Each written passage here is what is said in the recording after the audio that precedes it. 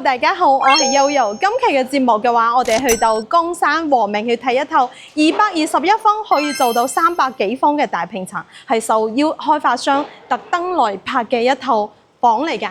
咁其實咧，我樣板間啊400幾方或者500幾方嘅樣板間就見得多，但係呢一套同埋佢嘅品質係做得非常之高嘅，因為喺1樓嘅架空層，我哋已經係見得到佢嘅高品質啦。呢個位置佢做咗一個讀書嘅位置嚟㗎。咁平時小朋友啊，又或者我哋平時同朋友過嚟參加下聚會，呢一邊嘅話就係作為我哋嘅女王專用區嚟㗎。咁可以約下喺呢個位置係做下下午茶，咁或者我哋可以喺呢一個位置係作為我哋一個下午茶嘅一個活動空間嚟嘅。咁呢一邊嘅話，佢全部做咗一個吧台區啦，同埋嘅話，我哋呢啲設計嘅話非常之適合女士過嚟打卡嘅嚇。呢一邊嘅話就係我哋嘅一個即係佢可以作為晚餐區都 OK 嘅。咁佢作為豪宅嘅標準嘅話，就係每一個空間或者每一個人嘅一個生活方式，佢都考慮得到嚟呢邊。咁仲有另外一個位置嘅話，就係男士區嘅一個雪茄區嚟㗎嚇。咁我哋一陣可以睇一睇。咁我哋都可以見到我哋現場啲小姐姐都係坐喺呢度休息㗎嚇。咁就係平時嘅話係下午茶位置啊，或者係影下相拍下片嘅話，都係好出片嘅。好似5星級嘅大堂嘅一個設計嚟嘅。我哋去睇一下佢嘅1樓入戶嘅先。因為未正式對外開放嚇，咁我哋可以過到嚟呢邊嘅話，佢就係自動感應到呢一個門嘅。咁佢大堂雖然唔大，但係你要諗下喎，佢係一梯一戶嚟㗎。成個大堂嘅設計係非常之豪華嘅，而且我覺得呢個設計師係非常之有品味㗎。喺中山嚟講，樣板間見得多，但係咁有品味、咁有即係嘅質感嘅設計嘅係非常之罕有嘅。咁我哋呢一邊嘅話就係電梯獨門獨戶嘅，呢一條梯咧就係直接翻到你屋企裏邊嘅。咁我哋可以嚟感受一下先。呢一套嘅話其實就係未改動，咁我哋可以簡單咁睇一睇佢個格局先。佢呢度嘅話，頭先我哋樣板間係封咗嘅，咁其實嘅話佢就係通透嘅。雖然佢係就係佢毛坯交付，但係我哋可以睇得到佢每一間房同埋佢每一個位置空間利用得係非常之好嘅，因為佢採光同埋通風都係非常之好。因為我哋而家嘅話所在嘅話係3樓，佢係分基數層同埋偶數層嚟㗎，所以我哋嚟到3樓佢係單數層啦。佢嗰個即係呢一個陽台嘅位置就係翻到呢一邊嘅，呢邊個朝向好似係向北嘅嗬。呢間係向北嘅，唔係話呢間屋係向北。佢陽台係有分基數同埋偶數層嚟嘅，但係佢仲有一個陽台，呢一個仲有一個陽台咧就係向東嘅。其實呢間屋嘅話，佢係有3面有坐北向南，跟住可以做到南北通透，而且咧係東面就係另外一個位置嚟嘅。哇！個走廊一個7字形氹轉啊，咁闊個陽台，可以攞嚟踩單車都冇問題嘅。呢一個就係我哋主人房嘅位置啦，好通風啊！雖然而家天氣非常之熱啊，佢呢邊佢做咗落地玻璃窗，但係佢有兩邊都有開窗嘅。就算你主人房，佢都可以做到兩邊去對流嘅。佢仲呢一個位置咧，就係我哋做成衣帽間，跟住咧呢一邊嘅話就係我哋洗手間嘅設計嚟㗎。窗戶都非常之大嚇。主人房嘅話，佢到時任你發揮，因為佢係毛坯交付俾你㗎，睇下你點去設計。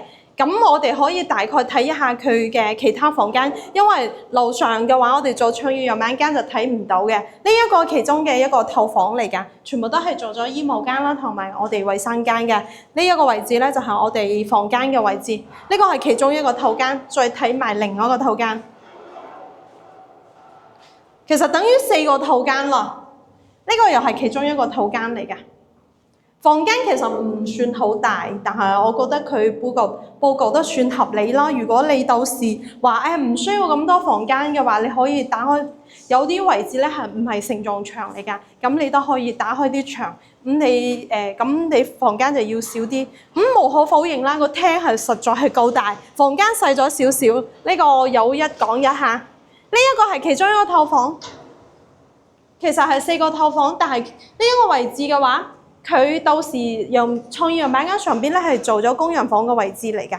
咁我哋可以喺呢個位置行出去先。咁我哋而家就已經係嚟到221方嗰個展示面，入到呢一個空間嘅話係全部可以俾你去贈送，可以去用得到啊。咁佢面積嘅話係有221方，其實咧實質去用到去300幾方嘅。咁人嚟講，豪宅嘅空間就係攞嚟浪費嘅，成條走廊佢入到嚟先有呢一種嘅儀式感。嗱，我哋可以過嚟感受，去睇得到嘅話，呢一個係我哋嘅一個吧台嘅一個位置嚟㗎。咁公共衛生間啦，同埋呢個賭台、廚房嘅位置，哇！真係目前嚟講喺中山呢一種大平層，真係非常之罕有。面積段其實有400幾方嘅大平層都有，但係220幾方可以做到咁樣嘅一個設計，咁我覺得係非常之難得嘅。我哋可以睇一下佢呢個客廳嘅闊度啊，係屬於一個 U 字形嘅一個採光嚟㗎。咁我望出去嘅話，我哋樓間距亦都係非常之闊㗎。嗱，呢一度嘅話，到時佢園林綠化做起身嚟之後嘅話，嗰個景同埋視線亦都係非常之好嘅。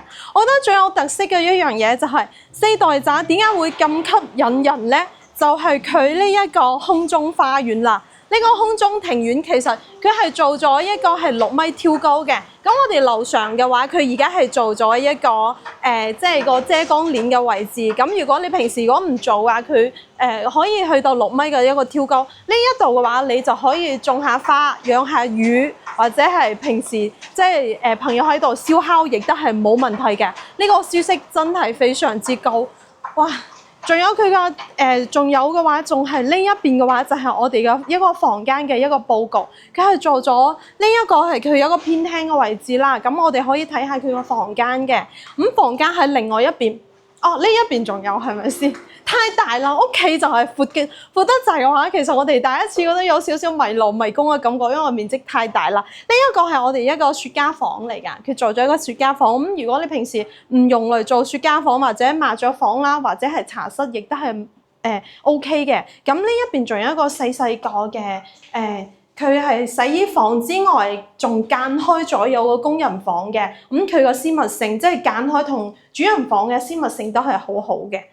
即係佢同客廳啦，同埋嗰個主人房同埋活動空間完全係間開咗，而且工人房嘅話仲配埋衛生間俾你去用得到嘅。咁仲有可以行到過嚟呢一邊，即係佢係兩邊係分開嘅。呢一邊行得咁遠，其實等於2套房嘅一套攞嚟做居住嘅，一套嘅話係攞嚟即係呢一邊嘅話就係我哋一個呢一邊嘅就係休息區，另外一邊嘅話就係我哋嘅生活區。咁呢一邊嘅話就係屬於我哋嘅房間嘅戶型嚟㗎。但係因為呢一邊佢裏邊嘅一啲軟裝啦，仲未完全做好晒，所以我哋暫時係唔可以先去參觀嘅。咁今日嘅呢一期視頻，我哋就了解得咁多先。如果你對江山和明呢一套單位221方有興趣嘅話，歡迎關注悠遊了解更多資訊。我哋下一期見，拜拜。